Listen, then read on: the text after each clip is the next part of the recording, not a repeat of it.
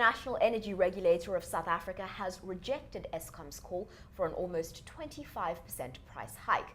Now, without that extra 25%, according to Eskom, energy in South Africa can't be guaranteed. But I'm joined in studio by Happy Kambule. He's from Project 90 by 2030. Happy was at the NERSA hearing, and he's going to give us a little insight into what happened. Happy, thank you so much for joining us. Thank you for having me. Now, off the bat, this is really great news for consumers because a 25% price hike when it comes to electricity just isn't feasible. But it does leave us in a catch-22 position because Eskom are saying if they don't get that extra money, well, then our electricity is not secured.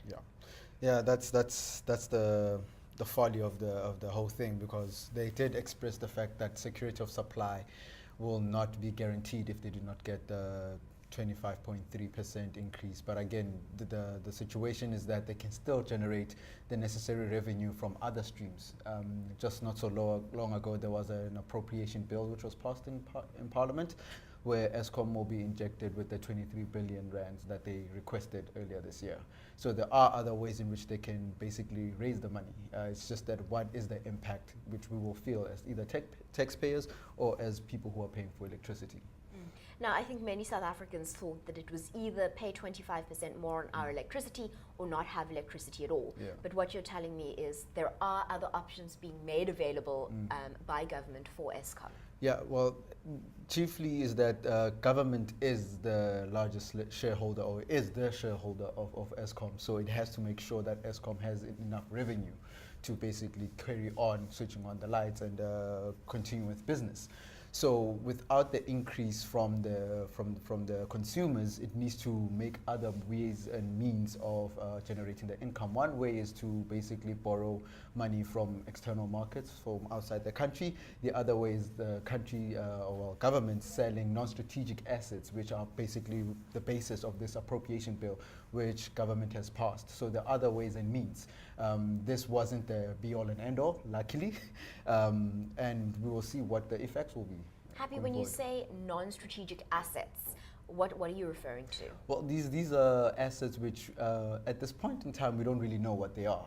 The Minister of Finance had communicated that by the end of June, the country will know which these will be. Some people are murmuring rumors that it could be some of the stakes in certain companies which the country holds minor shareholding in. For example, some of the telecommunication companies. I do not want to mention names because I'm not particularly sure.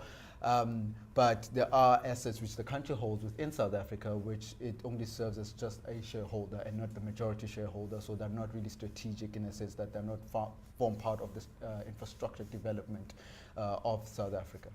And at this point, it's probably important to note that it's not as though Eskom is asking for a almost 25% hike, and this is the first that we've heard of it, because we have, of course, been paying more and more for electricity. Eskom was recently granted, I think it was a 16% hike, am I correct? It's a 12.69%. 12.69% hike. Well, I mean, you're not incorrect by thinking 16%, because some municipalities have to add a markup on top of that. So depending on where you stay and depending on who supplies electricity, if it's not Eskom, then the increase is much higher. Some municipalities are recording about 35% increase. So it's a big mismatch of what are we paying for and where is the money going to for this electricity generation.